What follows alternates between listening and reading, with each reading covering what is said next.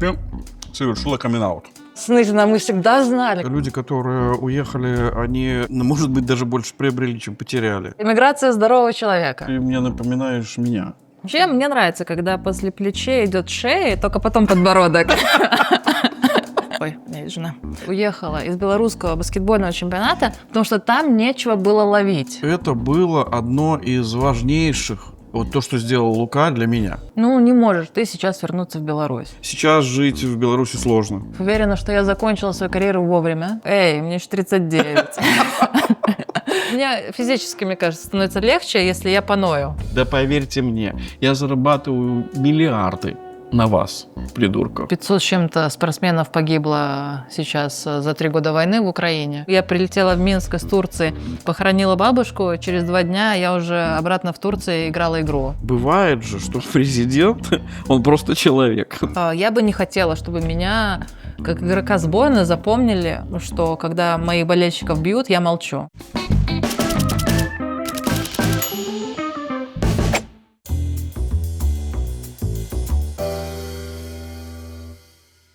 Так, сегодня мы готовим крылышки по-азиатски. По-азиатски это не по-японски, не по-корейски, не по-филиппински. Это просто по-азиатски, потому что рецептов приготовления крылышек в кисло-сладком соусе огромное тоже количество. Поэтому мы делаем все так, как бы это выглядело в Азии, но привычное к нашему вкусу. Сначала я беру чили. Чили я очень мелко режу, очищаю от семечек. Как вы понимаете, сначала мы готовим соус. Соус нам нужно будет разделить потом пополам. В одном мы замачиваем крылья, чили режем мелко, поскольку нам не нужны крупные куски в соусе. Но вкус важен. Нам нужно разделить пополам, потому что первая половина пойдет на то, чтобы замариновать крылья, а вторая половина, мы ее потом добавим уже непосредственно при термической обработке. Вот чили. Соевый соус. Приучитесь выбирать, потому что всем кажется, что это просто соленый соус. На самом деле он очень разный. Есть очень мягкие сорта, есть очень жесткие сорта, есть глубокие сорта, и в том числе и бренды. Вот я люблю Киккоман, потому что он из средних соевых соусов. Он такой наиболее насыщенный, наиболее вкусный, наиболее подходит мне как для блюд. Я вам не буду давать никаких граммовок, поскольку здесь тоже история такая. Вы сами подбираете себе тот соус, какой вы хотите, потому что в разных семьях очень по-разному люди едят. Если я вам скажу, что нужно там 3 перца чили, а у вас в семье люди не едят острую пищу, то вы скажете, ты сошел с ума. Поэтому я вам рекомендую просто экспериментировать. Все равно вы будете готовить такие блюда несколько раз, а может быть и потом всю жизнь. Но сначала вам нужно приноровиться и понять, чего вы хотите больше. Вы больше хотите кислого или больше хотите сладкого? Вы больше хотите острого или больше мягкого? Дальше я добавляю мед. Итак, у нас уже есть соль. И у нас уже есть сахар здесь, получается. Я имею в виду соевый соус и мед. Дальше имбирь. Это может быть тоже по-разному, потому что можно использовать, просто натереть свежего имбиря, можно взять гранулированный. Я всегда использую свежий, но сегодня решил попробовать. Я никогда не пользовался, точнее сказать, очень редко пользовался таким гранулированным имбирем, поэтому я хочу попробовать, как он ведет себя в таком соусе.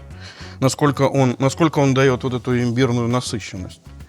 Дальше, значит, паста лемонграсса. Можно взять просто лемонграсс, хорошо его разбить торцом ножа, непосредственно эти стебли, и положить туда для маринада.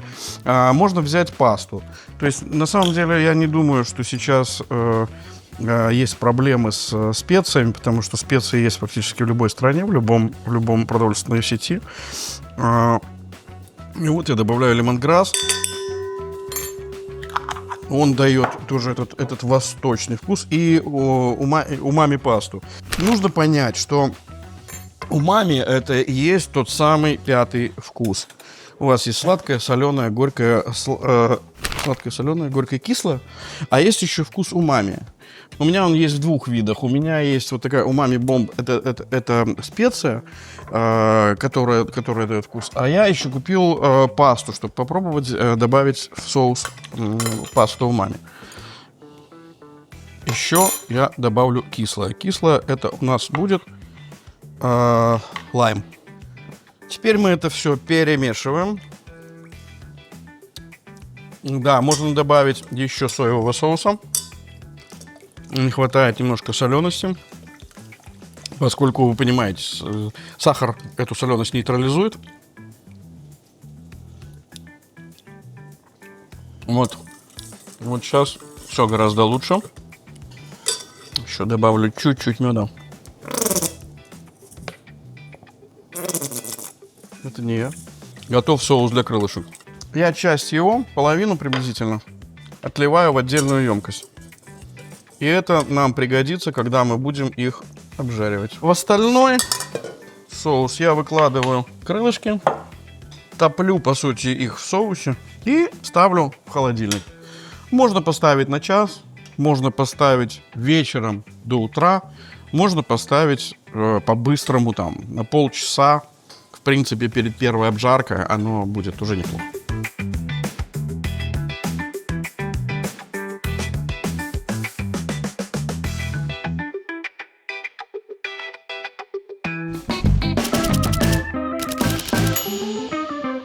Мы приготовили эти крылышки по-азиатски.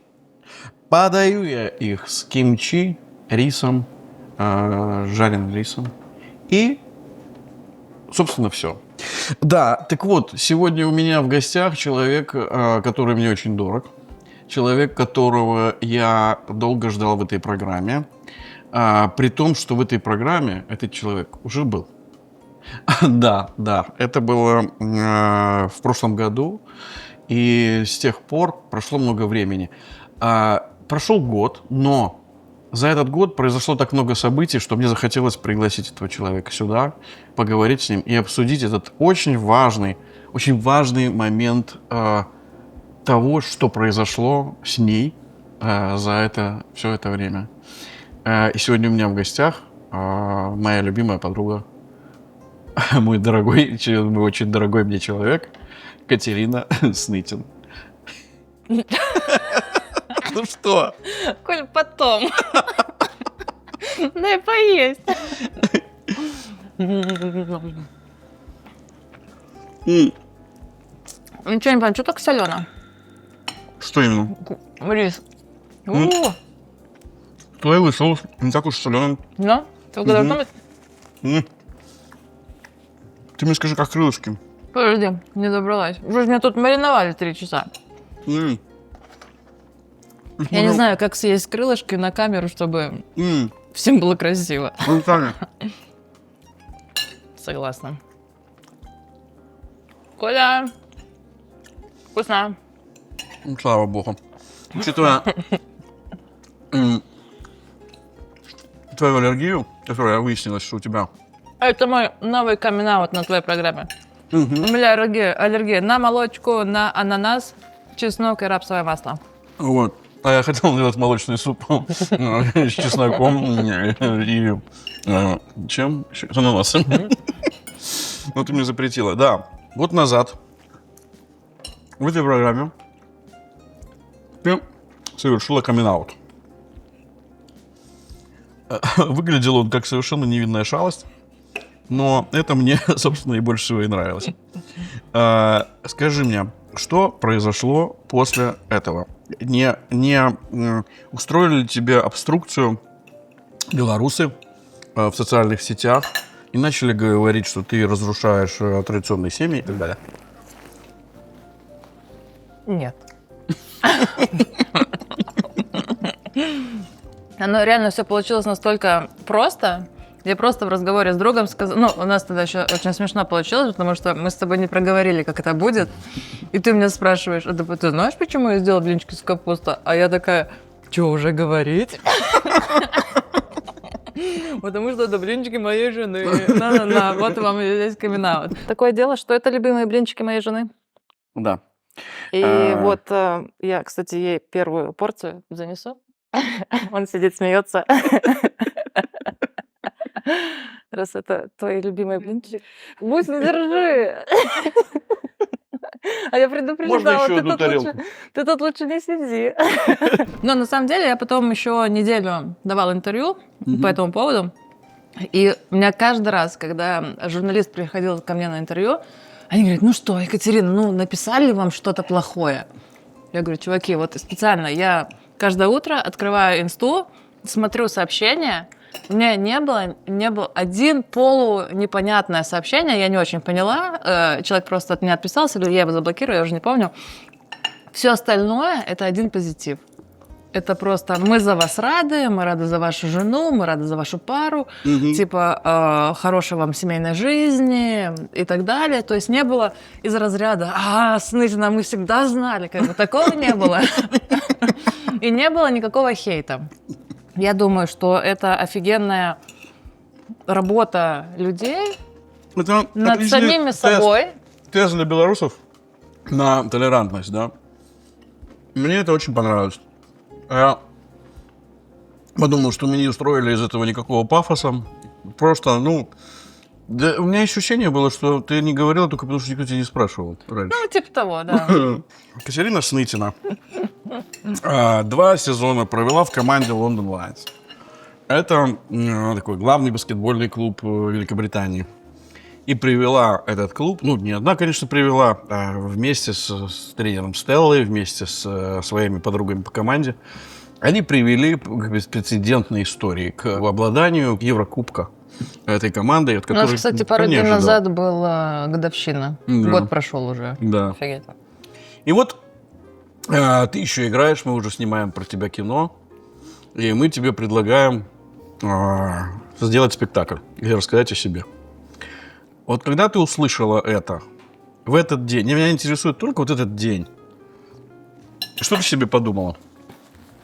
Ну, надо понимать контекст, потому что мы же на тот момент снимали практически год. Со мной рядом была камера, ты с Натальей где-то мимоходом говорили: еще бы и спектакль. И я такая: хихи-ха-ха, давайте, нет проблем. И потом, когда это уже в какой-то из дней вы такие: Кать, давай, делаем спектакль. И я человек простой, я сначала соглашаюсь, а потом думаю, как я это буду делать. И для меня тот день, он не был запоминающимся. По поводу того, я решила из баскетбола прыгнуть в театр. Для меня это был другой день, когда где-то там, не знаю, на какой-то день репетиций, когда я понимаю объем текста, который я должна сделать, объем вообще работы над собой на этой театральной площадке, все эти эмоции, которые вы от меня требуете, я не знаю, как это показать. И вот в тот момент я подумала такая: с чего они решили, что я могу это сделать. Потом я себя немножко заткнула, потому что вы в этом деле больше 20 лет, и если вы это во мне увидели, то есть это будет только моя проблема, если я не смогу вам это дать. И я подумала, надо делать день за днем, как-то вот по чуть-чуть. И вот у меня вот было, вот в репетициях был момент, типа, почему они решили, что я могу это сделать, и вообще я актриса и так далее. Но когда я соглашалась, это было так: погнали, давай делать, давайте будем делать, нет проблем, вперед. Чем для тебя оказалась вот эта театральная практика? Она сильно отличалась по энергозатратам, по структуре от твоей спортивной практики? Ведь это, по сути, как бы то же самое. Как бы репетиции – это тренировки, соревнования – это игры, это спектакли. И вроде бы... Было много вещей, которые, чтобы мне пройти, я использовала какие-то свои баскетбольные навыки. Это тоже там какую-то выдержку, слушать тренера, слушать тебя, Наталью, или даже моих актеров, которые на сцене уже много лет. Что-то повторять за ними, что-то искать в самой себе какие-то ответы. То есть какие-то трудные моменты я брала из того, как я это в свое время проходила в баскетболе, когда иногда ты попадаешь в классную команду, иногда это херовая команда, иногда тебе трудно, иногда тебе легко, классный коллектив, тебе там неудобно и так далее. И, в принципе, я уверена, что благодаря моей 20-летней карьере мне вот этот опыт театральный, я думаю, и мне люди говорили, что я его прошла достаточно легко. Ну, понятно, что никто со стороны не может увидеть, насколько мне тяжело это было, и по утрам вставать, и ощущение, что я сейчас вас всех подведу, потому что я не выучу эти 22 страницы на английском и так далее. Эти как бы свои страхи я сильно не показывала, что еще буду говорить, что типа, чуваки, тут такое дело, я этот текст не выучу. Как бы нет, я просто это делала. Это то, что похоже. То, что не похоже, то, что вы постоянно требовали от меня этих эмоций, которые всю свою баскетбольную карьеру я закрывала. Неважно, в баскетболе неважно, что у тебя произошло за площадкой. У тебя кто-то умер, у тебя кто-то родился, что-то пошло не так, ты влюбилась, ты разлюбила, тебя бросили и так далее. Это все с тобой произошло там. Здесь, на этой площадке, ты Катя-баскетболистка, которая должна играть, бегать, забивать. Премьера. Ты выходишь из-за кулисы, и сидит полный зал народу. И что внутри? Ничего. Мы столько раз это сделали на репетиции, что, наверное, какое-то было классное чувство мандража какого-то. Даже не мандраж, знаешь, когда у тебя адреналин внутри. Бабочки, да. Да, Бабочки это по всему телу. это то, от чего... то, что перестало у меня появляться в баскетболе, хотя раньше это было. Когда у тебя перед какими-то важными матчами, финалами и так далее, что у тебя внутри вот это вот клокочет что-то. И я помню, что я у шторы стояла, и я понимаю, что вот это вот чувство, оно ко мне вернулось, я такая, блин, кайф. И все. И ты... Я не могу сказать, что я премьерный в спектакле на автомате на каком-то, но благодаря огромному количеству повторений и репетиций я реально вышла на этот паркет в первые секунды в премьеры, и я как бы даже, по-моему, что-то напортачила в первой же сцене, но я такая, прорвемся. Как бы все, уже пошли-поехали, и это было... Когда ты репетировала, у тебя внутри, ты была еще та спортсменка Катя, или ты уже стала кем-то, выросшей из той спортсменки? Не знаю. Я так и останусь спортсменкой Катей, которая пробует себя в чем-то новом.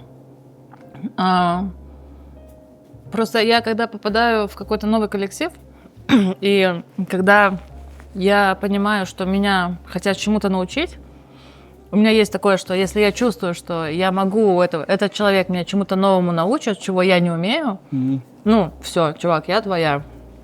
Ой, у меня есть жена. Все, я слушаю, я делаю, как мне говорят. То есть мне это интересно, и мне это надо.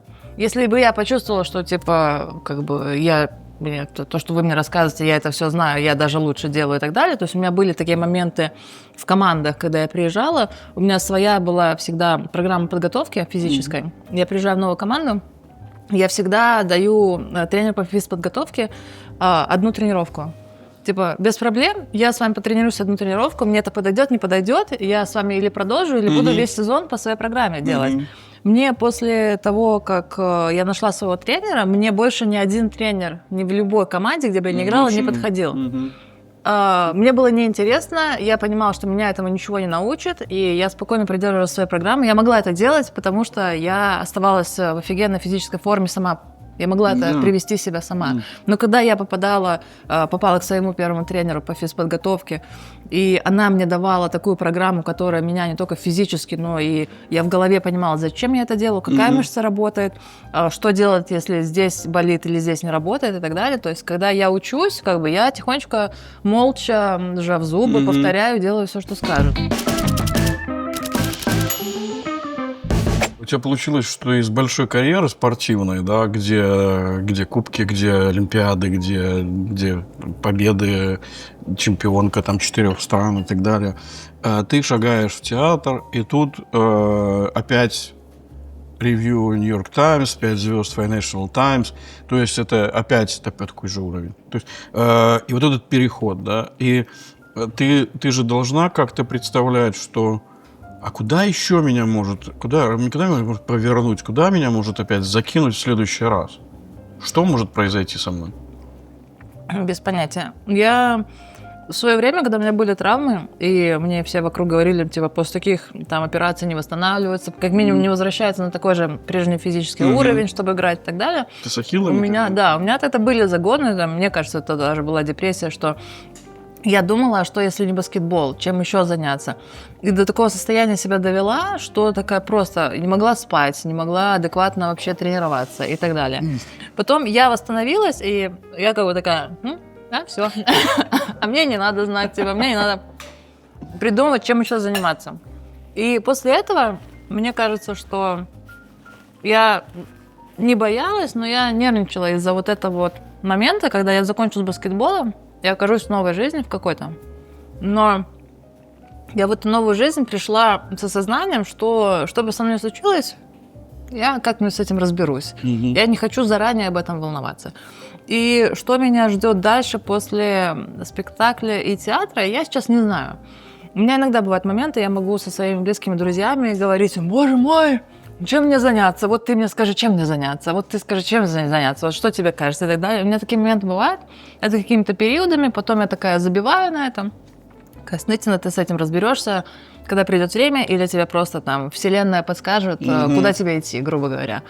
Вот, поэтому что дальше? И, наверное, самое интересное во всем этом, что дальше, я не знаю. Я даже не представляю. И, не знаю, весело. Мне это просто, я это спрашиваю, потому что ты мне напоминаешь меня.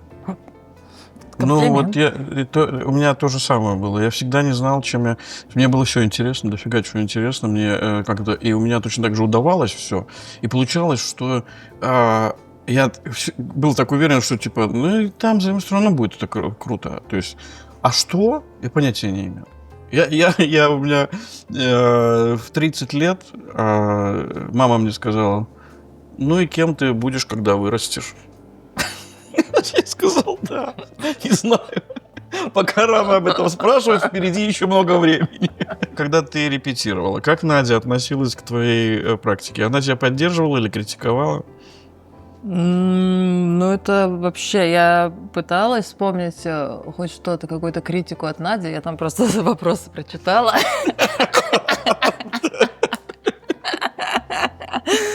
Конечно, это, вообще даже не обсуждается, что Надя меня никогда не критиковала, то есть это была только поддержка, причем она такой интроверт, который не любит большие группы людей, и она приходила в театр, где мы репетировали, и была рядом, потому что реально мы целыми днями друг друга не видели, просто неделями. А там у нас был хотя бы момент, когда мы можем пообедать вместе, посидеть и там... Но она старалась не оставаться на репетиции, она как-то пообедать, да, перерыв? Потом... она, да, потому что, когда Надя там, то всем нужна Надя.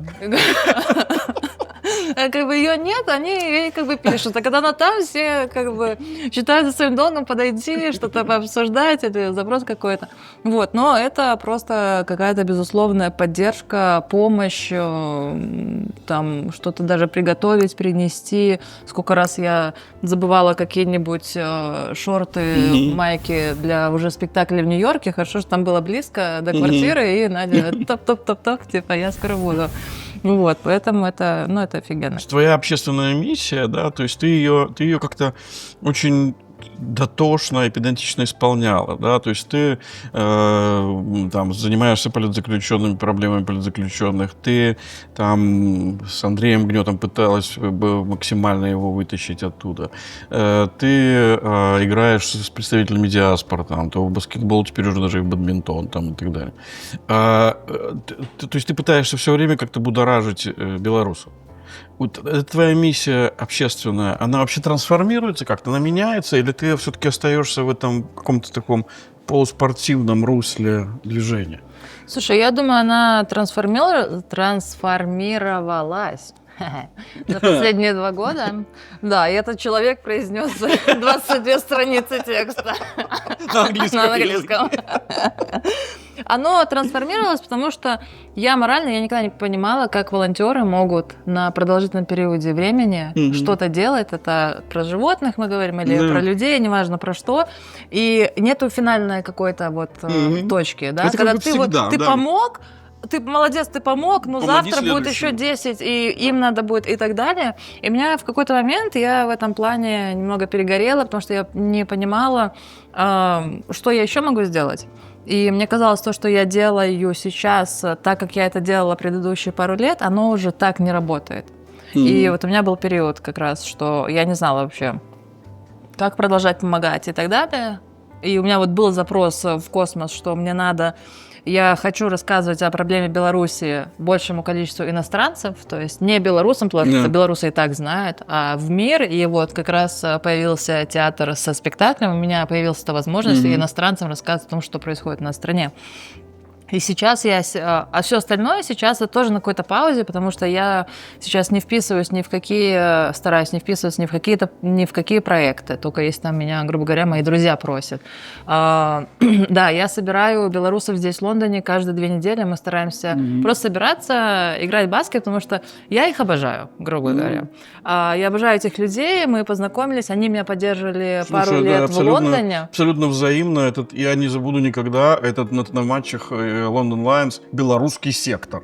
Это была единственная спортсменка, у которой была своя фан-база, совершенно отдельная. Она сидела отдельно со своей атрибутикой. Это какое-то безумие, реально. Да, это было офигенно. То есть это люди, с которыми я познакомилась, и вот они ходили болеть за меня поддерживали постоянно и вживую, и в соцсетях, и так далее. И после окончания карьеры, потому что мне мало удавалось проводить с ними время на каких-то, пока был баскетбол, на каких-то мероприятиях диаспоры в Лондоне, там, в церкви в нашей или в доме белорусском и так далее. Потом я такая, закончился баскетбол, и вот у меня появилось время, я, честно сказать, побыла на пару мероприятий, которые проводит диаспора. Мне там было не очень интересно. Ну, я вот такой человек, мне надо, чтобы было интересно. И я подумала, что интересно мне, это собирать людей и играть с ними в баскет. Правда, в баскет мы потом поиграли только 1 раз, и я у них потом в пабе спрашиваю, типа, ребят, что хотите в следующий раз играть? Я такая, в баскет? Они такие, и все. И мы хотим в паб сыграть. Переключились на бадминтон, вот там завтра идем просто в парке собираемся, я буду им тренировку устраивать. То есть это что-то, что мне нравится сейчас быть рядом с людьми и вот физически с ними что-то делать, физически с ними проводить время, потому что реально за этот промежуток времени уже пошел 3-й год, многие из них, они стали моими друзьями. Но вот такая какая-то именно белорусская протестная миссия, я сейчас не очень понимаю, что я могу или, точнее, что я хочу дать. Она мне не сформулирована. У меня есть идея о том, что я просто хочу быть примером, как это у меня... Сейчас было гениальное название для этого проекта, типа «Иммиграция здорового человека». Потому что я считаю, что... Вот я смотрю много Ютуба, это плохо, но что поделаешь. И очень много в белорусском пространстве это... Смотри программу «Перетрем». Смотрю. У нас много о том, как мы уехали, нам тяжело.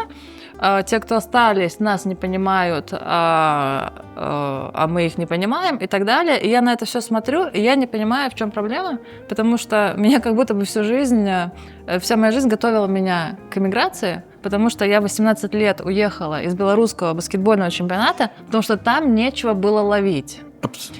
Наша успешная сборная, которую все знают, баскетбольная, это девчата Буяльского и так далее, там практически 80-90% игроков были легионерами.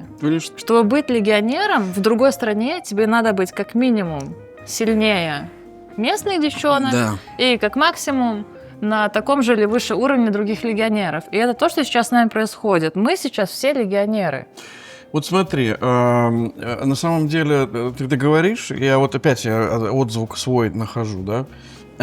Мы уехали из Беларуси, не уехали, корректнее назвать, сбежали. Мы сбежали вынужденно. Но я понимаю сейчас, мы не планировали уезжать вообще, и мы же оставались там даже до последнего, как могли. И я сейчас понимаю, что это было одно из важнейших, вот то, что сделал Лука для меня. То есть я бы не сделал такое количество таких значимых проектов, потому что это как будто ты как будто маленького размера, а ты выбрался оттуда, пусть и не сам, и не по своему желанию, и стал большим, как бы. И получается, что тебе сделали хуже? Нет, сделали мне лучше. Но не все так, как мы. То есть мы же проводили по 80% времени иногда в год на гастролях. Мы тоже такие же, как и ты, типа уже в какой-то эмиграции жили, да? Хотя мы еще этого не осознавали. И получается, что нам было легче.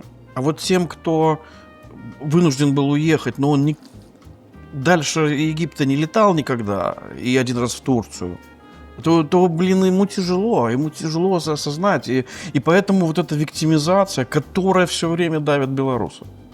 У тебя нет этого ощущения? И что она уже вот тут сидит? Ну, она у меня там не сидит, просто мне хочется, чтобы люди выдохнули и приняли себя там, где они есть. Ну, не можешь ты сейчас вернуться в Беларусь. Ну, вот так вот все это сложилось. Это зачем-то я в своей жизни с какого-то момента всегда пытаюсь найти объяснение каким-то проблемам. Моим травмам или неудавшемуся какому-то сезону и так далее. То есть я предпочитаю думать, что моя травма какая-то дана мне для чего-то, а не просто тупо со мной случилось, и я такая невезучая, несчастливая. То есть с каждой своей травмой я потом понимала, мне надо вот это изменить, вот это мне судьба тела мне подсказала, если ты сейчас, вот я тебя тут чуть-чуть надорвала, чтобы тебя притормозить, потому что если бы ты сама не остановилась, играя через боль, тебя бы просто оторвался бы ахилл и улетел в космос. Ну, типа, мне вот какие-то микротравмы, они мне всегда давали понять, что так, оглянись назад, посмотри, потому что что-то сейчас идет не так. И просто если сейчас как бы плохо, то в любом случае, оглядываясь через пару лет на эту ситуацию, ты поймешь, что может быть, для этого мне это все было дано. Но мне кажется, мы как нация в офигенном каком-то... У нас есть огромное количество людей, хотели они этого, не хотели, но они на данный момент проживают опыт, который бы они не прожили бы в Беларуси. Да. То есть то, как надо крутиться, то, как надо понимать других стран, вообще там законодательство, я не знаю, как надо выживать, как надо помогать друг другу корпоративную среду, и так далее. как все развиваться. Вот это, оно бы, понятно, понимаешь, я не могу сказать, что когда мы, легионеры белорусские, возвращались в сборную, и там были девчонки из Беларуси, они не понимали, как мяч бросать в кольцо. Такого не было. Они тоже умеют играть, просто на своем уровне. Да, понимаешь, у меня просто я понимаю, что эти люди, которые уехали, они, может быть, даже больше приобрели, чем потеряли. Потому что, сейчас жить в Беларуси сложно. То есть это очень сложно психологически, я думаю, даже себя доводишь до этого. Но они выехали, и многие из них создали, например, бизнесы, которых у них не было в Беларуси. Мне самое, что меня больше всего радует, что они отказались от стереотипов. То есть для них была Европа, это некая стереотипная среда, а вдруг выясняется, что эта среда совсем по-другому устроена, это другой мир как.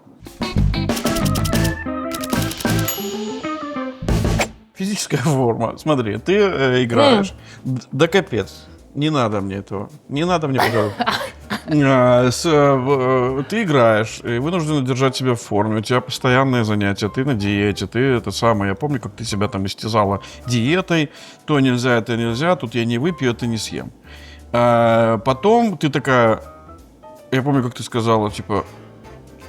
Закончила спортом заниматься. Почему опять я...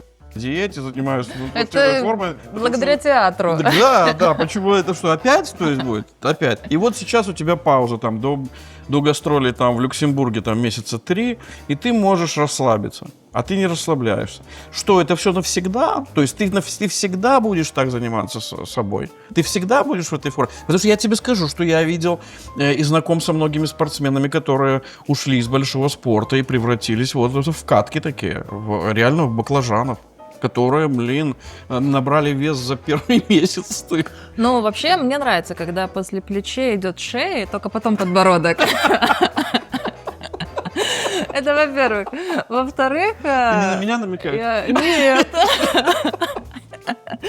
Во-вторых, я, как истинный представитель всех соцсетей, пощу только всякого мотивационное и так далее, по большому счету. Но у меня был после спектакля, после Барбикана в Лондоне, у меня был месяц, когда я поняла, что до следующих спектаклей у меня 4 месяца, и я поняла, что я в зал себя сейчас не могу затащить. То есть у меня просто какое-то вот физическое отвращение, и я туда не ходила месяц. У меня там были еще разъезды, съездила в Литву, в Варшаву, там еще... Я привезла в Литву, в Варшаву кроссовки, я их не вытащила. Из чемодана, да. И все, я возвращаюсь, и все это навалилось одно на второе, то, что я ношу браслет, который мне показывает после каждой ночи моего восстановления. У меня все было в красной зоне. Красная, желтая зона, красная, зеленая, хорошая зона. И я себя так же и чувствовала. То есть я не могу проснуться утром, я какая-то вялая, мне там это лень, что обычно мне не лень какие-то штуки и так далее. Плюс я в Литве сдала анализ, который мне показал, что у меня тело, ему не нравится, когда я ем молочку, чеснок, масло, ананас. Да. Вот. И я с этим всем возвращаюсь. Теперь живите с этим. И я с этим всем возвращаюсь в Лондон и как бы говорю Наде, все, типа, надо возвращаться, надо продолжать тренироваться, потому что я себя физически, морально, духовно, я себя ощущаю не на высоте, если я понимаю это, что когда я не тренируюсь. И я начинаю тренироваться, и все равно, знаешь, это такое с натугом прямо. И вот мои белорусы, мы на какой-то из тренировок, мы обсуждаем, и парень один говорит: Катя, погнали с нами на Spartan Race. Это такие гонки, которые устраиваются по всему миру. Ты в грязи ползешь, бежишь, перекарабкаешься, перепрыгиваешь и так далее. Дистанции, да, там 5-10, там детские есть, 5, 10, 40, 100 миллионов, 5 дней они бегут и так далее. Я выбираю самый маленький, и я понимаю, что... И я начинаю, вот неделя, и я 6 раз потренировалась. Просто легко, не заставляя, потому что я знаю, что через 7 недель у меня гонка, и я не то, что хочу добежать, я хочу добежать красиво, я хочу все это сделать, я не хочу там как сарделька, висеть на этих кольцах. То есть у меня появился спортивный азарт.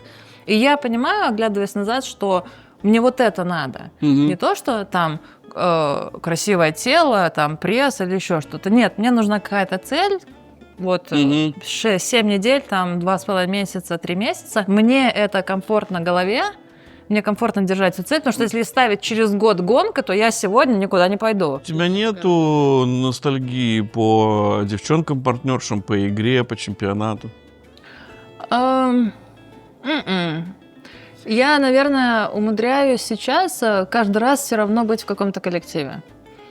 Был момент на репетиционном пространстве, когда я сидела на паркете под кольцом, и передо мной были актеры, ты там бросал своим хуком. У Коли есть собственный хук, и когда Коля вот так вот бросает, мы все кричим «Хаким!». И вот это был какой-то движ такой, он не только театральный, это какой-то жизненный движ. Я сижу под этим кольцом, и я понимаю, что я просто попала не в баскетбольную команду, а в другую команду. Такое ощущение у меня есть, когда я с белорусами, я там на скамеечку тихонечко сяду и смотрю, как они по залу гоняют друг друга, бадминтон играют, кто-то ребенком занимается чужим. Да, у меня офигенная команда. То есть у меня нету ностальгии по именно командным таким тусовкам. Есть какие-то ностальгии по...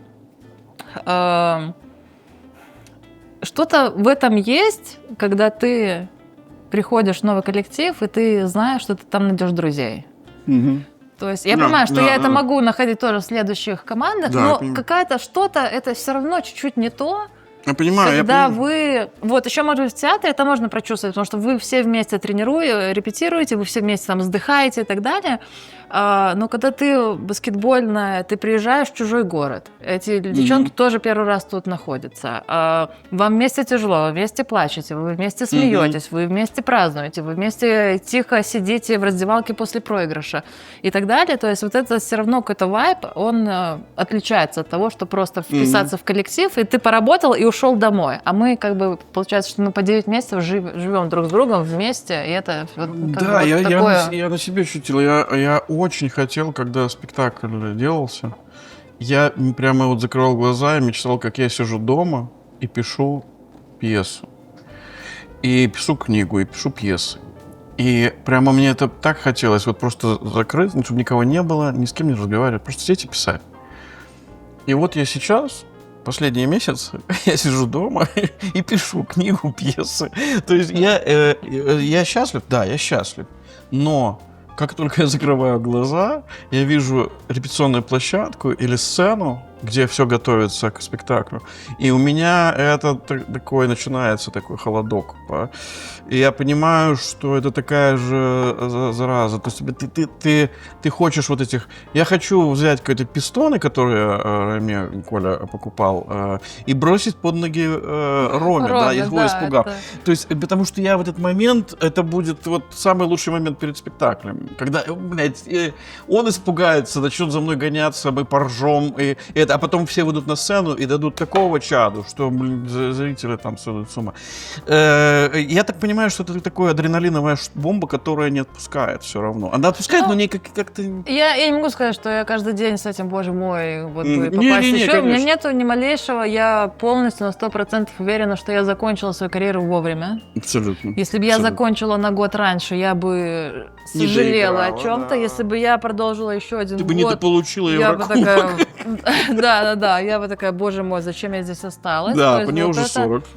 Да, если кто... Эй, мне еще 39.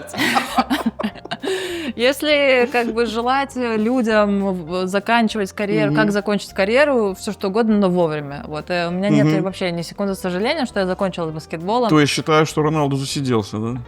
Слушай, он так выглядит, что этот чувак, он еще лет 5 будет играть. Да не выглядит, знаешь, у меня что в голове все время? У меня все время вопрос. Где ты берешь мотивацию все время? Да, соревноваться. Где всегда у тебя ты все время бьешься? То есть это какая-то...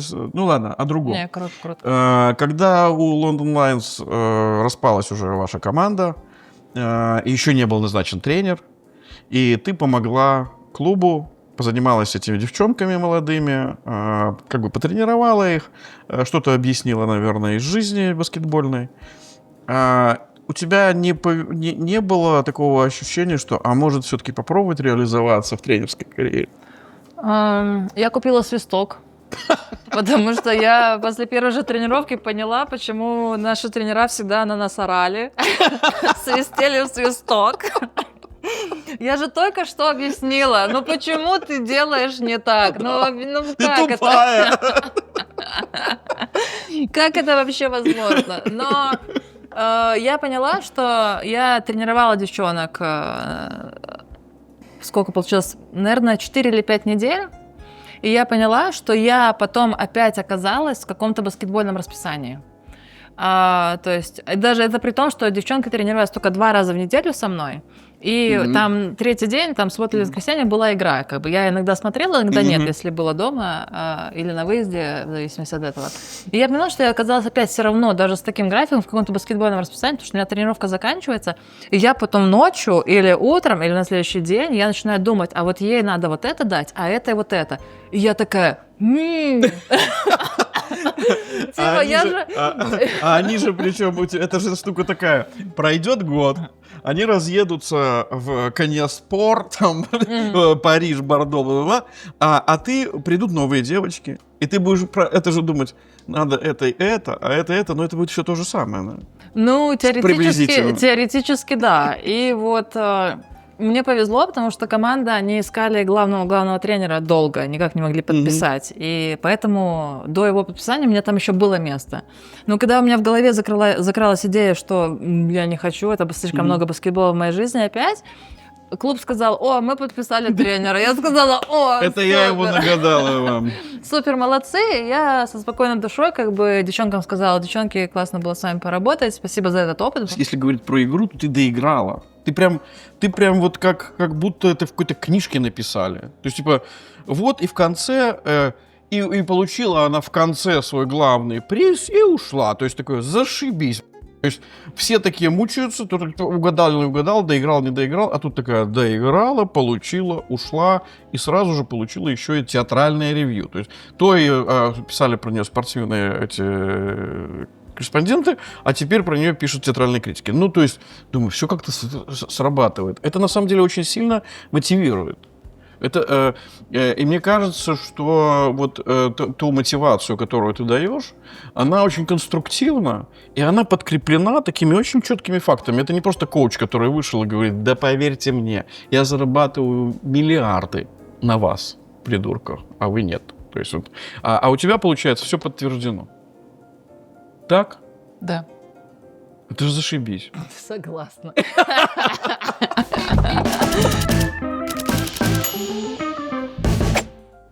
Когда ты работала с актерами, с нашими, ты ощущала какую-то поддержку, помощь и так далее? Нет, вообще, это такой коллектив. Ну, это... то есть все друг другу там... Да, А тебе тоже это... насыпали битое стекло в кроссовки? Не, ну давай так. Во-первых, я жена исполнительного директора, да, я подруга режиссера. И еще и директорша подруга. Нет, слушай, мне с коллективом везет, поэтому я попала просто... Я считаю, я попала в руки. Я многих знала еще до этого. Мы были знакомы, были друзьями и так далее. То есть Рома, это главный, который актер на сцене со мной вместе.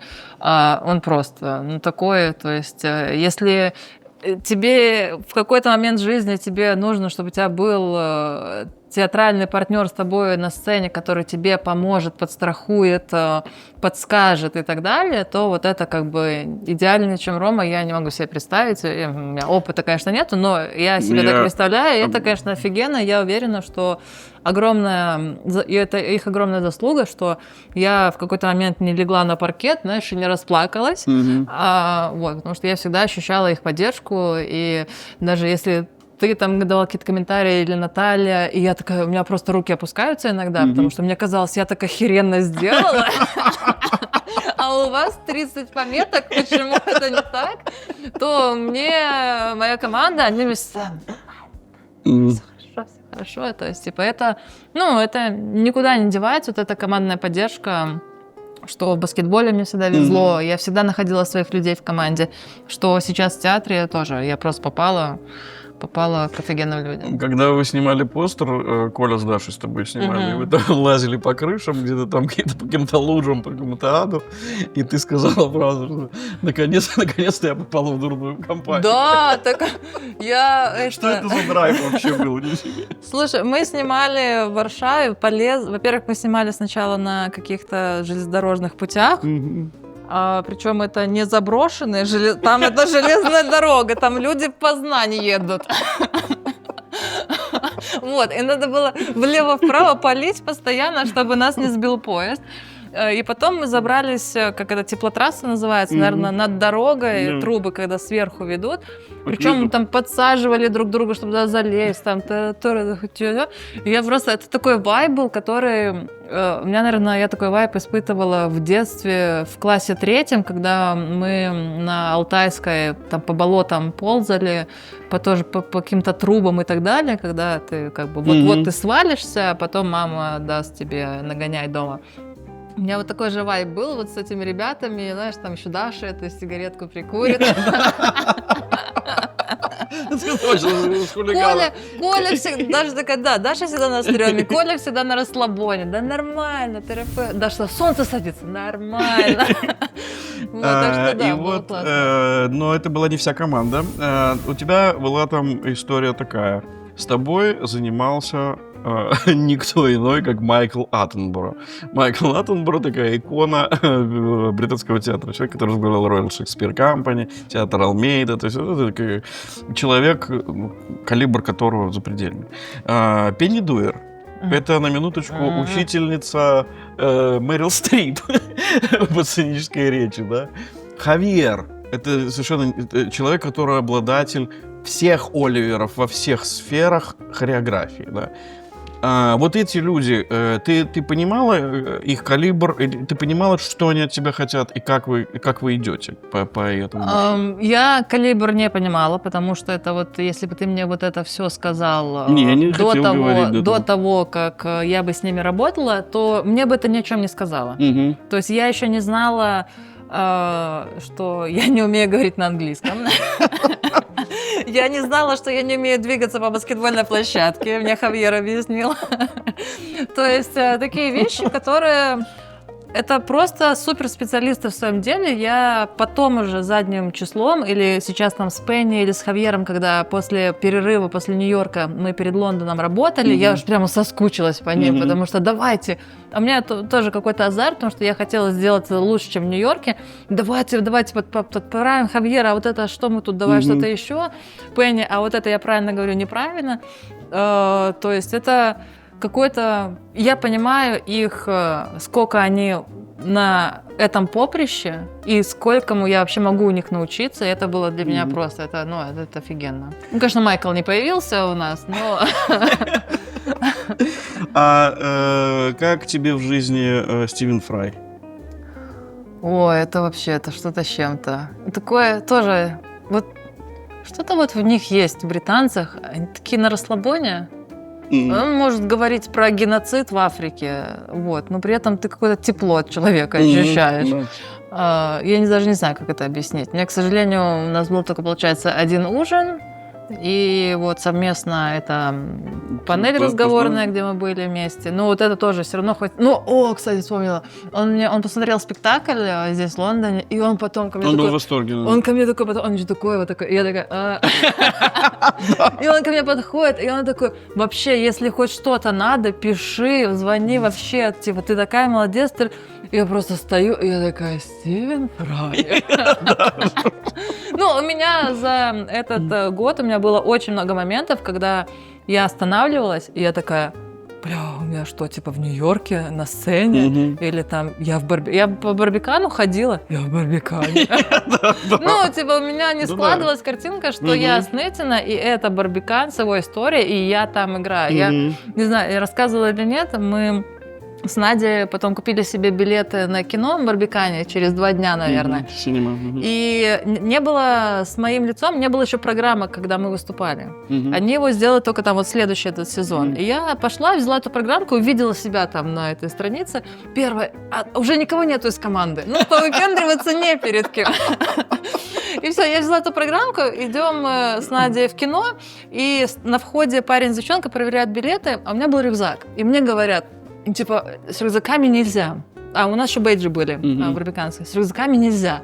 Но мы видим, что вы как бы став, вам можно.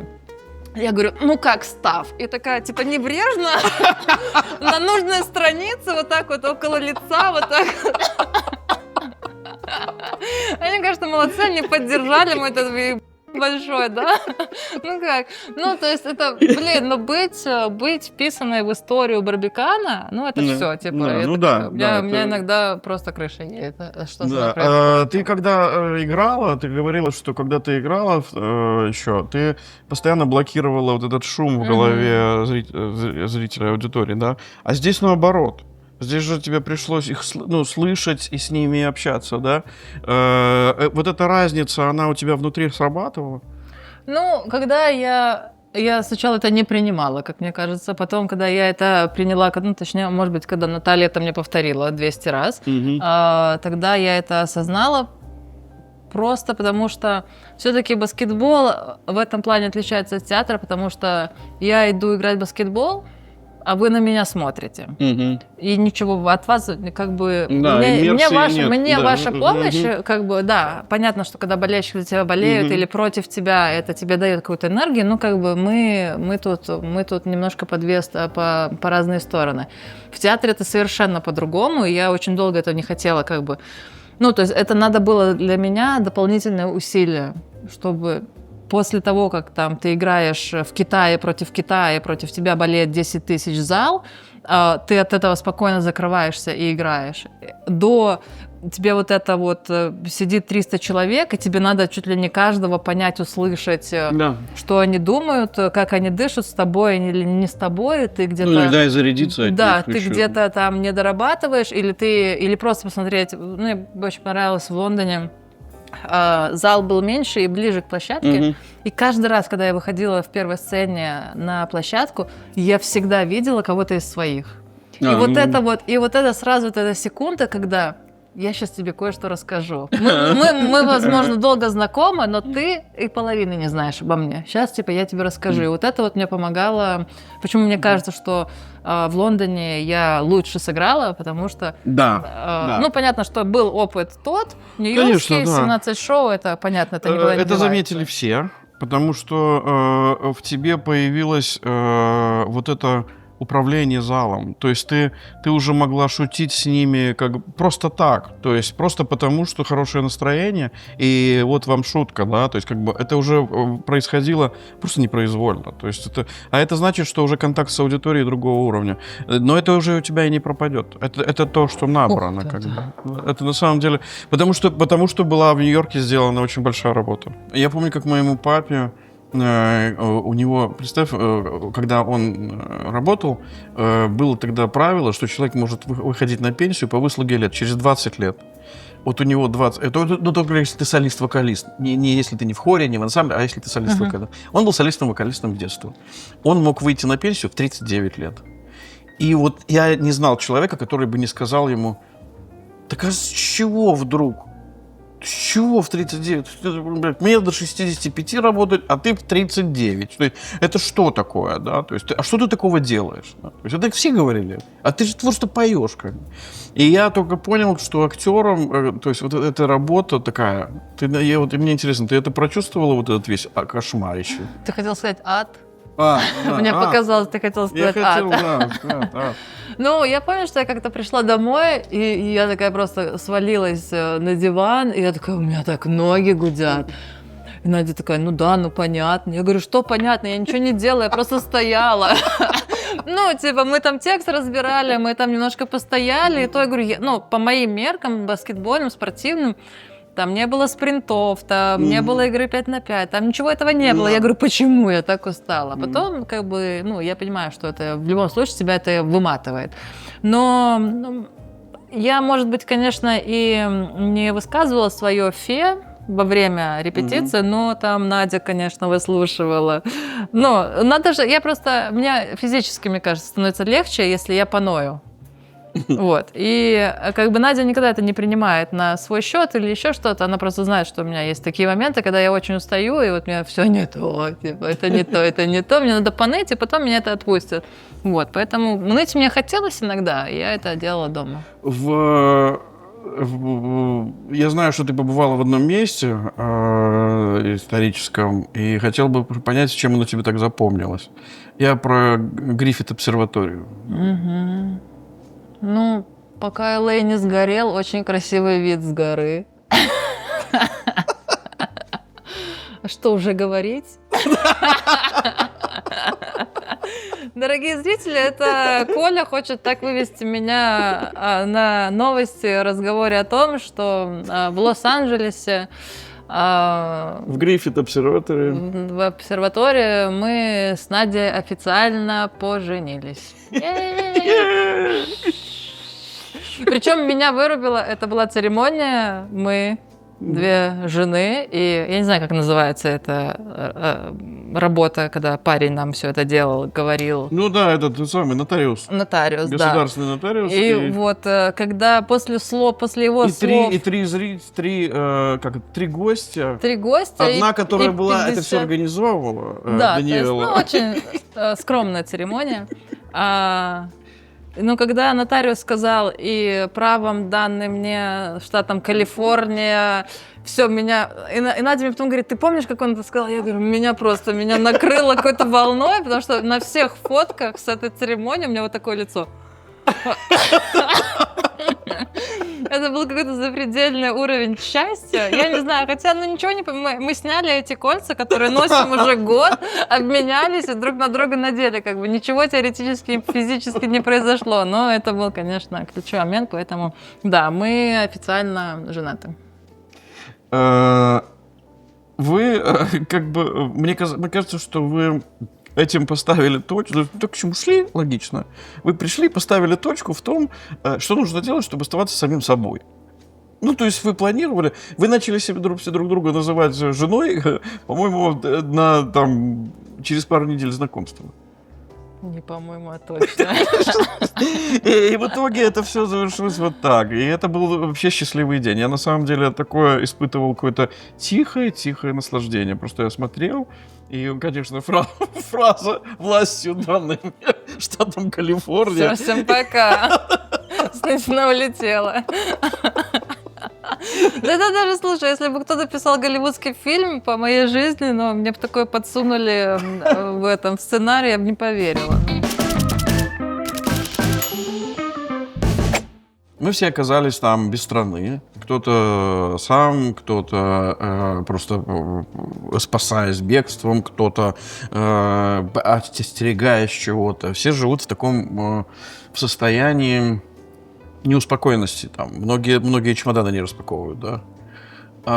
И при этом я понимаю, что плохого ничего не происходит. То есть, но при этом я же понимаю, что, представь вот себе финансово, если вдруг сейчас, то есть, финансирования не будет, да, то есть, как бы у медиа, культурных проектов и так далее.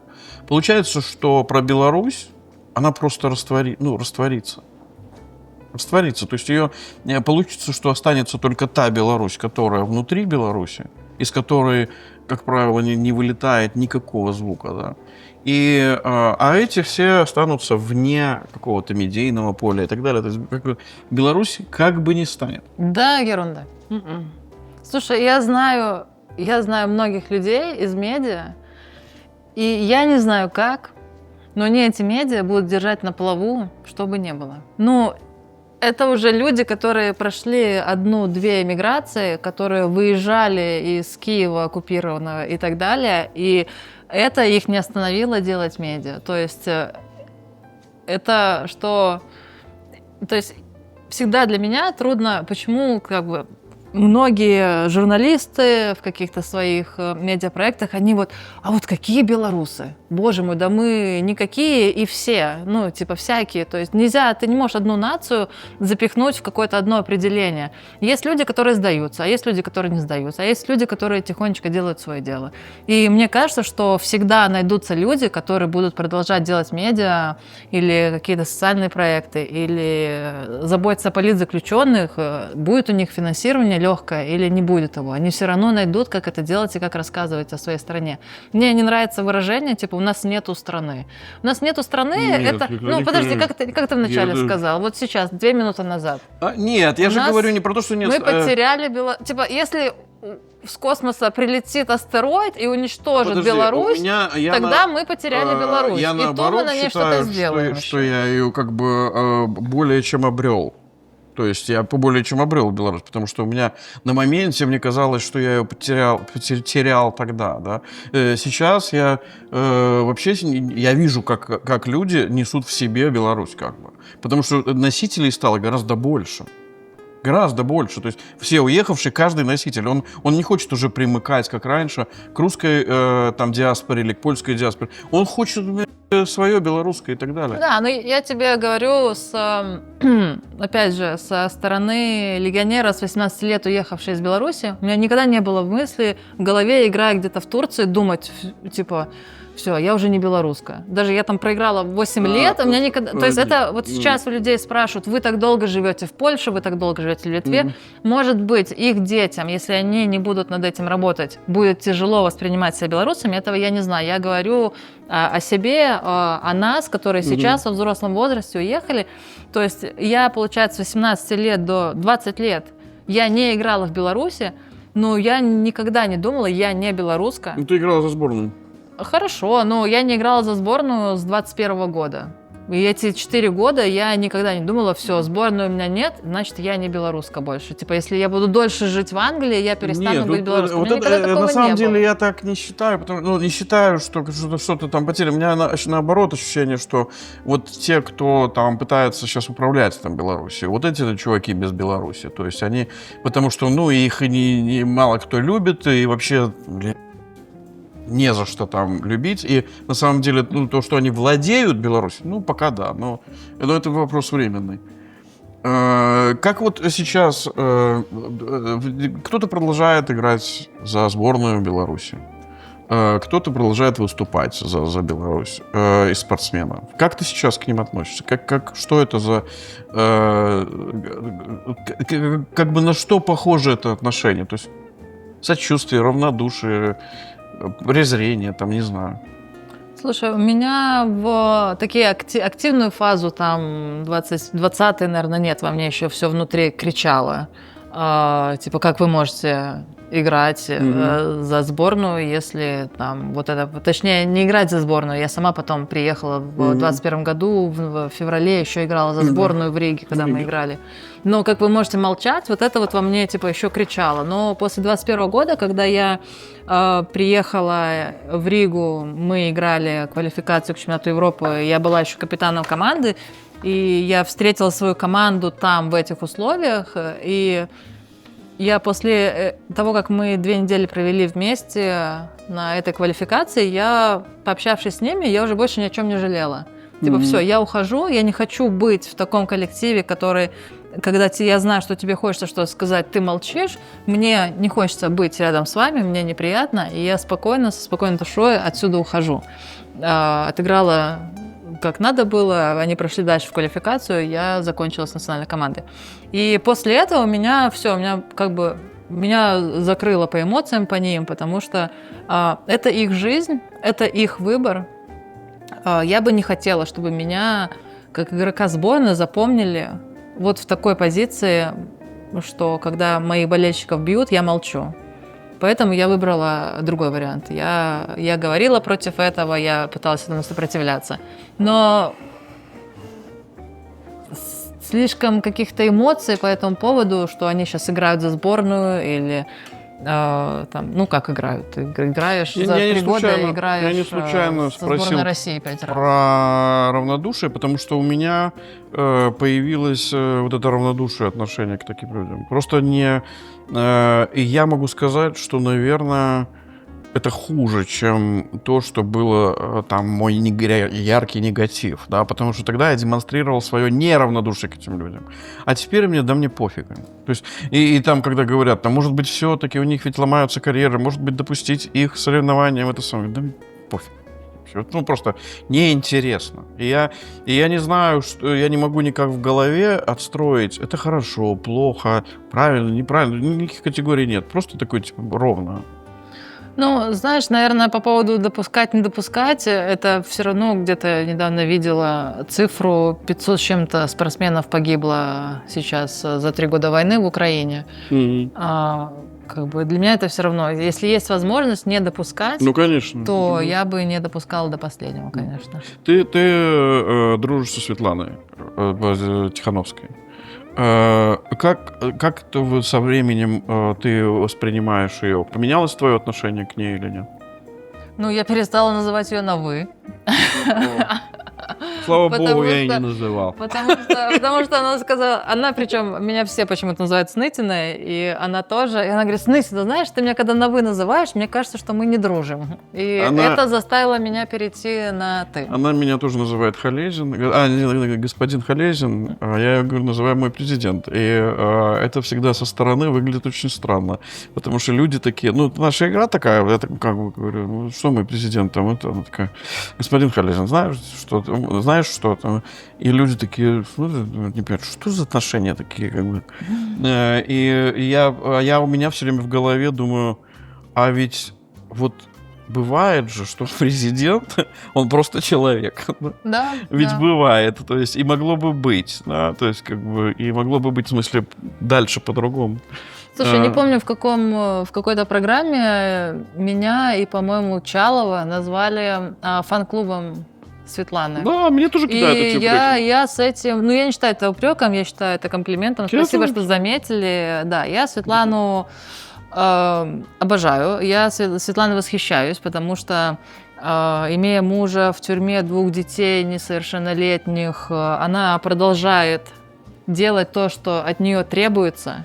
и там я видела ее расписание, но это расписание, от которого бы я легла и плакала просто. Она садится в самолет и летит. То есть у меня вот восхищение Светланой у меня остается как изначально, даже познакомившись с ней ближе. То есть, и я понимаю, что она человек. То есть какие-то моменты... у меня вначале такое было, там, она что-то говорит, я такая, боже мой, типа... это что же человек, который там утром встает, умывается, причесывается и так далее? У меня было два момента, один, который меня очень огорчил, второй, который очень обрадовал. Это в разговорах с ней, таких наших отдельных разговорах, без компании. И один раз это когда она сказала, я говорю, ты устала? И она сидит, она не говорит, что она устала, даже она всегда как-то там старается как-то.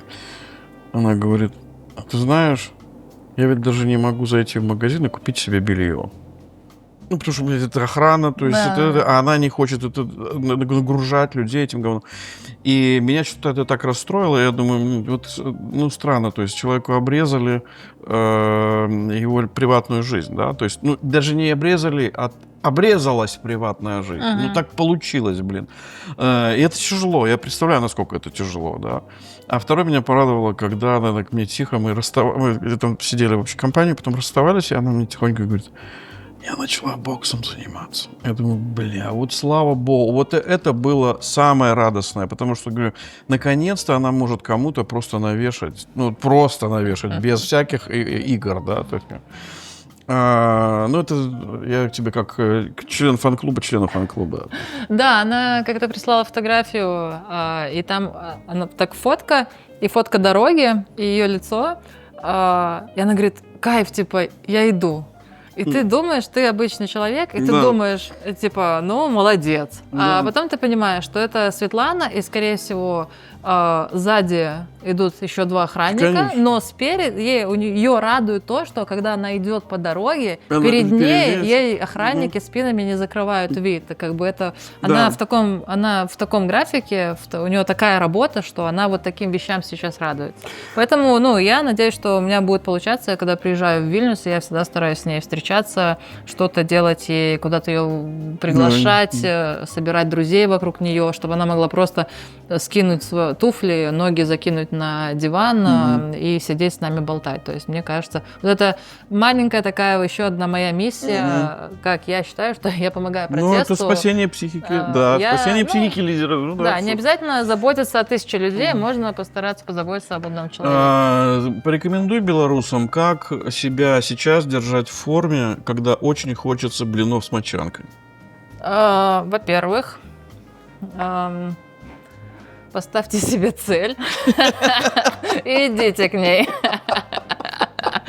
Не, честное слово, это мы, конечно, все разные по мотивации. Если у вас мотивация это чего-то достигнуть, то поставьте себе какую-то цель, которая будет там. Вам надо будет что-то сделать через месяц, через 3-4 недели, и это публично. То есть я уже сказала людям, что я пробегу, я уже заплатила за это деньги, и мы уже пытаемся понять, как туда доехать. То есть я уже поставила себя во все возможные позиции, когда я не могу 18 мая сказать, нет, я не побегу. Типа, меня к этому все ведет. Я сама себя поставила в такую позицию, что меня к этому все ведет. И вот потом, когда вас это начинает мотивировать, и вы идете и просто тренируете, даже не замечаете как. И потом после тренировки можете навернуть блины. Если бы тебе сейчас удалось какого-то человека, который уже ушел из жизни, воскресить и посидеть и поужинать с ним, поболтать, кого бы ты выбрала? Бабушку. Я так и знал. Спасибо. Очень интересно. Я знал, что ты будешь бабушка. Оно, наверное, так и останется до конца моих дней со мной, что я в свое время мало уделила ей времени, мало уделила ей даже какого-то элементарного внимания. Хотя я сейчас Наде говорю, вспоминаю какие-то моменты, говорю, а вот надо было, бабушка тогда меня просила, надо было ее взять, отвезти, поехать с ней. Надя мне объясняет, это уже было, а может быть, это и не надо было бабушке, может быть, бабушке... Покажи вот эту. Может быть, да, у меня тут татуировка. Сегодня, это я сделала после смерти бабушки, потому что много вещей можно было сделать с ней сегодня, а не говорить, там, бабушка, я устала, давай в следующем году я приеду опять, давай там на следующей неделе или вообще никогда. Я, конечно, потом достала всех вокруг своих, потому что, когда мне только кто-то из родных говорил, а давай, я уже так вот подскакивала с ключами от машины и говорила вперед. Типа. Ну, это я пару лет, и пока они мне такая, нам надо поговорить. Я говорю, что такое? Она говорит, мы устали. Мы просто иногда хотим делиться с тобой какими-то идеями, но не обязательно прямо сейчас ехать. Вот, у меня как это, перекосы. Ты знаешь, такие. это с бабушкой, когда ты говоришь про то, что там я сказала Наде. Что ты сказала, Надя, что я бы то не сделала, это не сделала? И что она тебе сказала? Ну, я говорю, там к бабушке приезжала ее сестра, и они попросили их завести, знаешь, эти автобусы по Минску, вот красные, как в Лондоне, ходят такие туристические автобусы. Они попросили на этот автобус их завести, и потом в конце маршрута их забрать. И я Наде говорю, блин, вот надо, что я такая дурная, надо было с ними просто сесть в этот автобус и поехать с ними. Ну, типа, он говорит, слушай, ну, может, им это не надо было. Как бы ты вот сейчас себе, понятно, что каждый из нас живет в своем восприятии этого мира, он говорит, может, им это не надо было. Они хотели, две сестры давно не виделись, хотели пожужжать себе в автобусе, разглядывая Минск. Типа, ты себе придумала и от этого страдаешь. Я, знаешь, у меня еще была более ситуация. Это абсурдно, на самом деле, говорить о том, что надо было сделать тогда. У меня была еще более абсурдная ситуация. Я однажды обнаружил себя ходящим по какому-то большому торговому молу, не помню где, в Америке, что ли, где-то, когда я выбирал для мамы подарок какой-то, привезти ей что-то хорошее. И я вдруг понял, что мама уже несколько месяцев как ушла. И я понял, что, ну, вот надо просто очистить это. Ну, то есть просто не то, что там не доделали, не довстретили. То есть просто вспоминать хорошие и все. И больше ничего. Вот хорошие моменты. Чтобы они были бесконечными. Да, ну, на самом деле, я в этом виню театр, потому что я спокойно эту историю отплакала достаточно много лет назад. Мы с тобой плакали на это, сцене. вы это все из меня вытащили, и теперь при упоминании бабушки у меня просто сразу как бы я возвращаюсь в это. Но это как бы это даже я где-то и благодарна, что это все из меня оказывается. То есть я в свое время просто это тупо закрыла, потому что реально я прилетела в Минск из Турции, похоронила бабушку, через 2 дня я уже обратно в Турции играла игру. То есть у меня не было времени со всем этим разбираться. Что сейчас для тебя вкус счастья? Такого ням-ням-ням прямо не скажу, но есть состояние такое. У нас семейная традиция. Это мы садимся, когда обедаем или ужинаем дома, мы не используем телефоны. У нас запрещено на столе держать телефон. И неважно, что ты приготовил, это суть в том, чтобы быть в состоянии здесь сейчас. Ты ешь вот эту еду, ты обсуждаешь с Надей, как приготовили, ты обсуждаешь какие-то события за день, что вы хотите, о чем мечтаете, или просто о какой-то ерунде разговариваете. Но вот это состояние, мы недавно придумали эту себе традицию, ей всего лишь там, может, пару месяцев, но мне это очень нравится. Я всегда в предвкушении, что типа вот сейчас такая суета, знаешь, это кухня, суета, все, поставили, все, такая, знаешь, когда голова такая в тишине. Да. Как ребра? Ну, нормально, а крылышки были вкусные. Ой, фу, как. Ребра на месте. Еще просвечиваются, так что... И спасибо, что ты со мной их съела. И мне кажется, что мы о чем-то важном поговорили, потому что я понимал, что та моя программа была не завершена. Я не поела и не наговорилась. Все-таки, знаешь, быть вторым гостем на твоей программе такое себе. Зато у тебя был прекрасный пастор. Согласна. Все. А вопрос от предыдущего? Ой, елки, ты сейчас напомнила мне про традицию, про которую вдруг я забыл.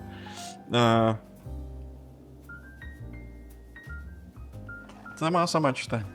А зачем ты прочитал? Ну, давай вслух, зрителю тоже надо знать.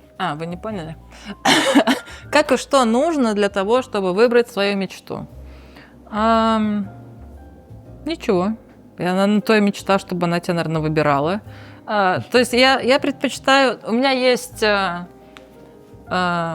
список мечт и желаний, но я никогда не сажусь за стол и такая, вот сейчас я напишу 100 желаний. У меня такого никогда нет. Это ты просто живешь свою жизнь, и тебя где-то в общении с кем-то или в тишине с самим собой, или на тренировке, или еще где-то у тебя просто такое, я хочу, мне это надо, я об этом, оказывается, мечтал, а я и не знал. Вот, поэтому просто прислушиваться к себе это одно, но потом записывать, потому что у меня есть пару идей. Я такая, блядь, какая классная идея была вообще, это просто это мечта, сказка, но я не помню, что это. И надо ее записать куда угодно. Запиши вопрос для следующего гостя. Я даже сам не знаю, кто это будет. Дорогой гость. Ладно, я потом напишу. Хорошо. Спасибо. Благодарю. Дорогие, сегодня с нами была Катя Снытина, очень дорогой и важный для моей жизни человек.